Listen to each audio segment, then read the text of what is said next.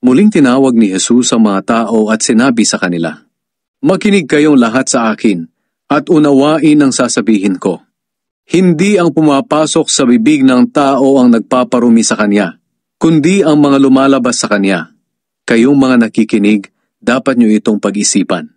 Pagkatapos, iniwan niya ang mga tao at pumasok sa bahay. Nang nasa loob na siya, tinanong siya ng mga tagasunod niya kung ano ang ibig sabihin ng talinghaga na iyon.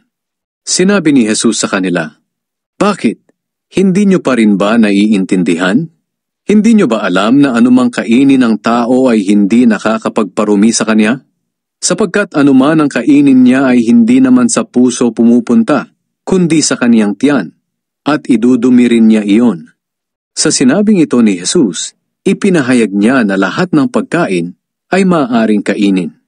Sinabi pa ni Jesus, "Ang lumalabas sa tao ang nagpaparumi sa kanya sa paningin ng Diyos, sapagkat sa puso ng tao nagmumula ang masamang pag-iisip na nagtutulak sa kanya na gumawa ng sexual na imoralidad, pagnanakaw, pagpatay, pangangalunya, kasakiman, at paggawa ng lahat ng uri ng kasamaan tulad ng pandaraya, kabastusan, inggitan, paninira sa kapwa, pagyayabang, at kahangalan. Ang lahat ng kasamaang ito ay nanggagaling sa puso ng tao, at siyang nagpaparumi sa kanya."